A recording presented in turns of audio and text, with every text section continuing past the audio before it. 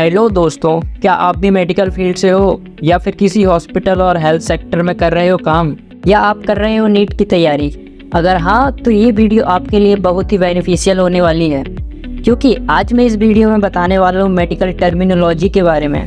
तो अंत तक बने रहिए आपके अपने चैनल परपेंडी स्टडी जोन पे। तो चलिए समझते हैं मेडिकल टर्मिनोलॉजी को क्या होती है। Medical terminology is the language used in the medical and health fields. It describes anatomical structure, procedures, condition and treatment and also include disease and medicine. ये इंग्लिश में था, अब इसके हिंदी में समझाता हूँ। मतलब क्या है कि दोस्तों मेडिकल टर्मिनोलॉजी एक प्रकार की भाषा है जिसका इस्तेमाल हम मेडिकल फील्ड, हेल्थ सेक्टर और हॉस्पिटल में करते हैं। इसका इस्तेमाल एनाटॉमिकल स्ट्रक्चर यानी संरचनाएं, प्रोसीजर्स यानी प्रक्रियाएं, कंडीशन मतलब स्थितियाँ और ट्रीटमेंट को डिस्क्राइब करने के लिए करते हैं। और हाँ, डिसीज़ और मेडिसिन में भी इसका यूज़ करते हैं। दोस्तों, अगर हम मेडिकल टर्मिनोलॉजी को आसान भाषा में समझने की कोशिश करें तो इसका शब्द भी 3 भागों से मिलकर बना है: प्रीफिक्स, रूट और सफिक्स। दोस्तों, शुरुआती भाग को प्रीफिक्स कहते हैं, जो हमेशा नंबर्स, अमाउंट यानी मात्रा, साइज, लोकेशन और कलर को डिस्क्राइब करता है। और दोस्तों, बीच वाले भाग को रूट कहते हैं यानी सब्जेक्ट, यह हमेशा बॉडी पार्ट से रिलेटेड ही होता है। और एंडिंग लास्ट वाला भाग जिसे सफिक्स कहते हैं, यह हमेशा कंडीशन, प्रोसीजर्स, फंक्शन और स्टेट और टेस्ट को डिफाइन करता है। जैसे दोस्तों एक एग्जांपल को लेके देखते हैं। हाइपोथर्मिया, इसका मतलब है अल्पताप, शरीर की वह स्थिति जिसमें तापमान सामान्य से कम होता है। हाइपोकंप, ये क्या है अपना प्रीफिक्स। थर्म, ये क्या है रूट, मिडल वाला पार्ट होता है। और यह स्थिति या कंडीशन को डिफाइन कर रहा है।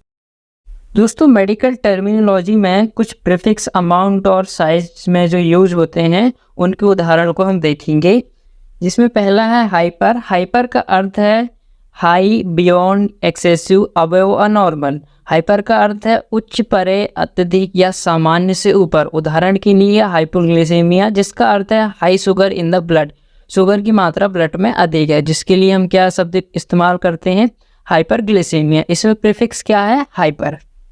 अगला है हाइपो। हाइपो का अर्थ है बिलो अ नॉर्मल या फिर लो, मतलब कम या सामान्य से कम होना। जैसे हाइपोग्लिसेमिया, जिसका अर्थ है लो ब्लड शुगर, ब्लड में शुगर की मात्रा का कम होना। ईयू का इस्तेमाल नॉर्मल के लिए करते हैं, जैसे यूरोपेप्सिया, जिसका अर्थ है नॉर्मल ब्रीथिंग। पेन का इस्तेमाल आल या टोटल के लिए करते हैं। एन का इस्तेमाल अपसेंट के लिए। मेगेलो का एबनॉर्मली लार्ज के लिए करते हैं, जैसे मेगेलोसेफेली, जिसका अर्थ है सिर का बड़ा होना, abnormal largeness of head. Macro का इस्तेमाल लार्ज एंड लॉन्ग के लिए करते हैं। माइक्रो का यूज़ होता है स्मॉल के लिए।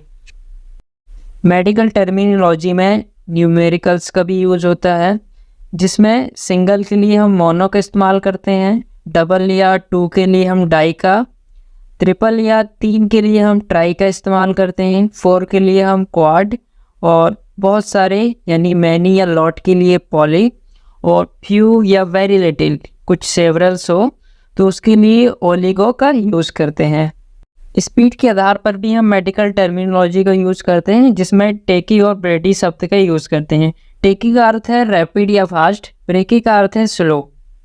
अगर लोकेशन के आधार पर देखें प्रीफिक्स को तो इपी, पेरी या सर्कप का अर्थ है अराउंड। एंडो या फिर इंट्रा, इसका अर्थ होता है इनसाइड, इनर, इंटीरियर यानी अंदर की तरफ।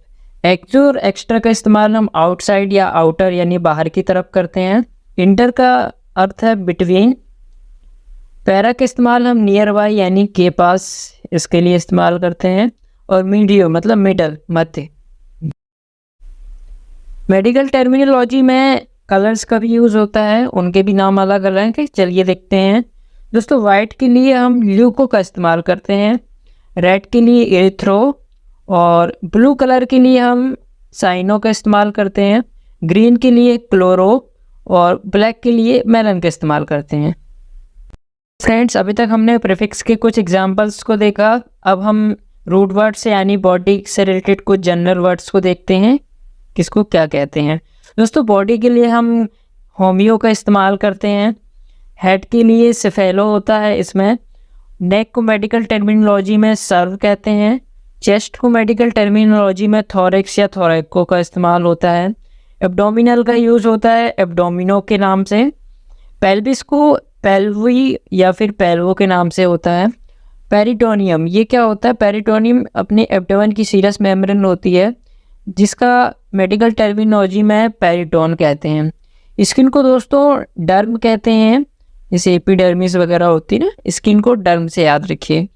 और नर्व को न्यूरो कहते हैं, ब्लड को हेमो के नाम से जानते हैं, और अपनी जो आर्टरीज होती है आर्टरी को आर्टेरियो या फिर एंजियो कहते हैं, वीनस को वीनो या फिर वेना कहते हैं, वेस्कुलर का शब्द का इस्तेमाल जो है मेडिकल टर्मिनोलॉजी में वेस्कुलो कहते हैं, और मस्कुलो का यूज मसल्स के लिए करते हैं, ऑस्टियो का यूज़ बोन्स के लिए, और साइटो का यूज़ सेल के लिए, और साइट्स का यूज़ अपन सेलुलर के लिए करते हैं।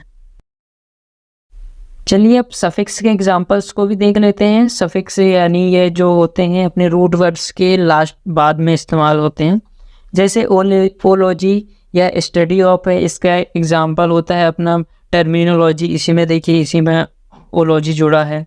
फोबिया, फोबिया का अर्थ है फियर ऑफ, टेंशन, टेंशन का अर्थ है क्या है प्रेशर्स, हाइपर टेंशन वगैरह यूज होता है ना, इसमें हाइपर अपना क्या हो गया प्रीफिक्स हो गया, और टेंशन इसमें क्या हो गया सफिक्स हो गया। और एक्जी का इस्तेमाल ऑक्सीजन के लिए करते हैं, पिनिया मतलब एयर का होता है, और सिपनिया यानी कार्बन डाइऑक्साइड के लिए करते हैं कैपनिया का, और एस यानी एंजाइम, एल्गिया का अर्थ होता है पेन, पेन के लिए एल्गिया का इस्तेमाल करते हैं, और surgical removal of a body इसके लिए क्या शब्द इस्तेमाल होता है एक्टोमी। ठीक है, वैसे एक्टोमी वगैरह नाम सुने होंगे, उसमें क्या है अपने बॉडी पार्ट से एक बॉडी पार्ट अपन काट के निकाल देते हैं सर्जिकल के द्वारा। इमिया का इस्तेमाल होता है ब्लड कंडीशन के लिए, और आइटिस मतलब इन्फ्लामेशन, ओमा का मतलब ट्यूमर और मास होता है, ओसिस का मतलब एबनॉर्मल कंडीशन